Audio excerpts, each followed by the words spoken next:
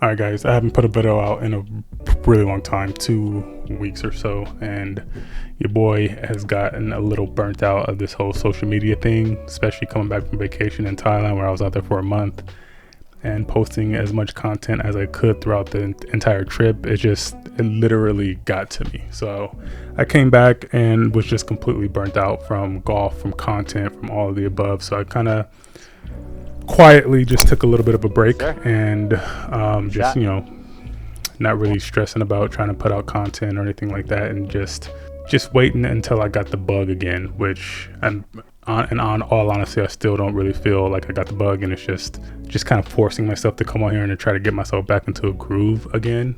But if you guys have ever taken a trip overseas and done it for 30 plus days, you know that it can take a toll on you mentally, physically, and all of the above. It was really dope. It was really nice. So I'm here to talk about that trip, the whole Thailand trip.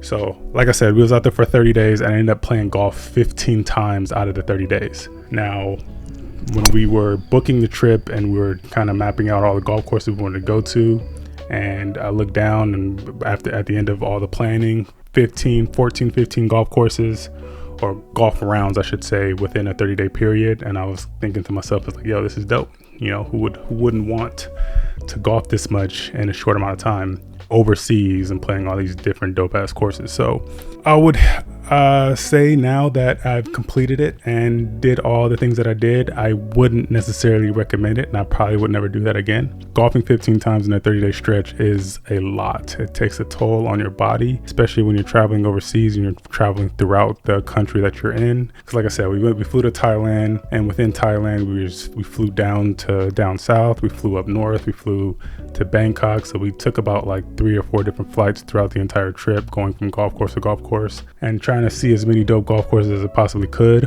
And yeah, man, it was a cool experience. It was really dope. I don't necessarily regret doing it, but I probably wouldn't do it again, at least not golfing that much. So I would say the sweet spots would probably be around like 9 times in the 30-day stretch, which still seems like a lot, but it was quite the journey, and it was for the content. So we didn't put out all the rounds that I played while I was out there. So we kind of stopped when we got to Chiang Rai. So Chiang Rai was like on the tail end of the trip. It was up north. We played a couple different rounds, and that's where I shot my best round to date when we played at Santiburi Golf Club up in Chiang Rai. I think I shot a 76 there, and kind of wanted to talk about that too, but I'll probably save that for another video. But I just want to talk about the overall golf trip in and of itself. So if you guys are ever interested or ever thinking about taking a golf trip, especially to Thailand, there's some things that you want to kind of keep in mind and consider. One is going to be traveling. So when you get to the destination, you're going to want to travel to different places, and trying to navigate the transportation out there could be a little bit tricky. What we did, and I had some people hit me up in messages or whatnot asking if I can do a breakdown of the traveling and how it was and what I did and how much it cost and blah blah blah blah blah. I don't have the numbers in front of me. I just turned the camera on and just started talking because I just couldn't prepare for this and try to write down a bunch of different stats so I can have numbers for you guys. But I probably still do that in another video if you guys really want to know about like the exact cost and breakdowns and things of that nature. But what we ended up doing is hiring a private driver for the entire trip. So at each of the spots that we went to, we had a driver lined up, and they had these big vans that was super accommodating. It was just basically 3 of us or 2 of us for the most part, and we were just driving us around. It's fairly cheap too, so it's not stupid expensive. Like I said, I don't have the numbers right off the top of my head, but I know that it wasn't stupid expensive, especially having a private driver rather than trying to like navigate the public transportations and all that good stuff. So private driver is definitely the way to go. I can give you guys a quick little breakdown or like a ballpark figure of what you can expect to pay for a driver when you're out there. So let's see. I have this written down somewhere. Let me see if I can find it. All right, so just give you guys some basic numbers. This is not necessarily what we paid, but I think it's right around this amount. So if you guys wanted to go out there and hire a driver for like a half day rates is anywhere from 4 to 5 hours, which is plenty of time for a round of golf. You go, take you to the golf course. They wait on you there, and then when you're done, they're waiting on you to pack you back up and send you back to wherever you came from. So that's around 4 or 5 hours. So that's pretty much a half day rate. So some raw numbers is it'd be around 12 to 1800 baht, which is equivalent to about $30 to $50 US. And that's basically, I don't know, I think that's the normal size car. So if you get like a van or something like that, because all the private drivers out there have these, big vans or whatever. So you can get the super nice ones. That'll probably be a little bit more. The cost that I'm giving you guys right now is pretty much the average of what you would pay. So it's around $30 to $50 to get yourself to a golf course and back. Now, if you wanted to hire them for a full day rate, and that's taking you to and from the golf course, taking you to dinner, wherever you want to do, and that's about 8 to 10 hours a day, that's going to be around 2,000 to 3,000 baht, which is equivalent to about 55 to 80 bucks. So still, for a full day, driving you around all over the city, 80 bucks, it's really not that bad. And I don't think there's a limit to the distance that you can go. So I think that's just, you're paying for time basically. So you can travel as far as you want. Because I know a lot of the golf courses that we went to, that they were taking us to, was like an hour away, sometimes hour and a half away. And I don't think it's an extra cost to drive you further. I think you just pay for the half day or the full day. We ended up just paying for the full day every single time, again, which wasn't that bad. It was about around that $70 to $80 price point daily whenever we needed a car. So again, not that, I feel like that's pretty reasonable. I know if you would get an Uber in the States, I live in Chino, California, so if I were to get an Uber from here to LAX, which is about an hour drive, that's going to be well over like 150 bucks. The fact that I get a private driver all day long for 8 to 10 hours for less than that is an absolute steal and a win. And I highly recommend going that route when you're traveling to Thailand, just because it's going to make your experience a lot better, especially rolling private, with just you and your party and not necessarily sharing cars with other strangers. So, that's what we did. And some of the golf courses that we went to, so there was some golf courses that we played that I would probably never play again, and there's some golf courses that we played that is probably the best golf experience that I've ever had to date, being the 3 years that I've been playing golf. So, and it's kind of in certain situations, it's kind of in certain areas in Thailand as a whole. So if you ever travel into Thailand, if you want to go on a golf trip, I would avoid trying to golf down south by the beach. So if you're going to Krabi is dope for being by the ocean, doing some water sports and just kind of chilling by the beach and things like that. Super cool for that, super chill vibes.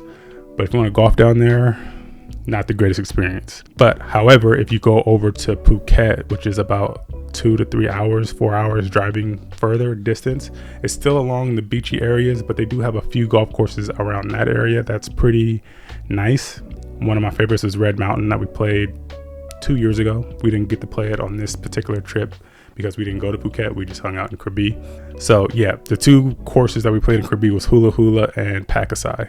No shade to those two courses, but conditions just wasn't that great for the price that we paid. It wasn't even that stupid expensive, but it just wasn't an enjoyable golf experience for me. So I would avoid golfing down south. Now, the best golf we had was in Bangkok. So Bangkok is the area that you want to go to if you want to golf in Thailand. So you want to be around that Bangkok area. And if you're in the heart of Bangkok and you have, I want to say about an hour and a half radius around you, you have a ton of golf courses. We looked it up on the map. There was golf courses all over the place. Some really, really nice. I never played. We didn't go to a golf course in Bangkok that wasn't nice. So take that for however you want. But golf courses we played in Bangkok, we played at Thai Country Club, which was one of my favorites. That was like the course layout, the course in and of itself, the whole experience, the locker room, the clubhouse, the restaurant, the entire experience was just dope from start to finish. Love that course. It's probably, like I said, probably my favorite course on the entire trip that we played on this particular trip. And then there was other courses like we also played at Panya. We pulled up to Panya. We played the night course because they do have full 18 hole at night, which was really dope. They have 3 9-hole courses on their property. It's basically A course, B course, and the C course. What's different about the playing at night though, that you have to be aware of if you want to go out there and play at night, that every time when the lights go out, you have to move up to the front tee. So basically we're playing the white tees the entire time. The back tees aren't lit, so they don't make you pay to play the black tees, which is like the blues. And actually I don't think there's whites, so you have to play the yellow tees, because the whites, the blues, and the blacks aren't lit up, so you're not playing the entire length of the course, which wasn't a big deal because it still was, you know, pretty fair conditions. I mean, the conditions was dope, but the distance and the length was pretty fair. I think it was just right around that 6,000 yards, high 5,000s. I'm not 100% sure, but had a good time. The conditions, like I said, was really, really dope. Greens were running, and everything about the whole experience was pretty cool. I will say though, if you're going to play golf at night in Thailand, it does get very, very busy. And sometimes you can find groups ahead of you. Sometimes there's groups of like 6, 7, 8 golfers in one group. So just be prepared for that. You will be probably waiting on some tee boxes. But after we got to like one of those par 3s that was just super backed up, it was like 3 groups, but there was like a little convenience store / restaurant thing that was like kind of right off of the par 3. And you can go in there, you can kind of chill out, get some food, and just kind of wait for your turn. So we was waiting on that tee box for like a good 30-45 minutes. But we went in, got some food, got some snacks or whatever, and then kind of continued around. And after that, it kind of picked up a little bit. So it wasn't waiting too long. But, you know, when you go to, I guess it's the thing, I was, you know, with a couple locals, it is a thing out there when you play golf at night, because golf out there is so hot during the day, and golf is so popular that everybody likes to flood the night courses at night, no matter what day it is. So it was a dope experience though. I really enjoyed it. Playing golf under the lights is a different type of experience. We don't really have that a ton in the States. So really, really recommend traveling overseas to try to get some night golf in. Super dope experience. Love that. And then some of the other courses that we played around the Bangkok area, one of the other ones that stood out was Black Mountain. Now, Black Mountain is on the Asian Tour. It's one of the stops on the Asian Tour, I believe. And I think I read a sign on there that said it was one of the best stops on the Asian Tour, voted on by the players. How true that is, I don't know. But the course itself is really dope. Highly recommend playing Black Mountain, Panya. Thai Country Club was like my top 3 of the entire trip. Then we kind of went up north and played a couple courses up there. The best course we played up there was Santiburi Country Club, hands down. And I remember playing this course 2 years ago, and I wasn't really impressed with it. But when we went back, it almost looked like a completely different course. The layout, the conditions, everything was just so nice, pristine. Clubhouse was getting rebuilt. There was a lot of tee boxes that was getting redone. So you can tell they were putting a lot of effort into making that course really dope. So, and that was where I played my best round. So kudos to that course. It's always going to hold a special place in my heart, just because I went over there and shot a 76. And that was pretty epic. But yeah, overall, like I said, the golf experience in Thailand, really dope. I highly recommend you guys going out there. And if you guys have any questions, I know I'm kind of like rambling and just kind of going on. Like I said, I didn't pre-plan this at all. I just kind of came in here, turned the camera on, turned the mic on, and just started talking. So if you guys have any questions about Thailand specifically, or any golf course specifically, make sure you hit me up in the comment section below. I will do more videos to kind of answer some of those questions.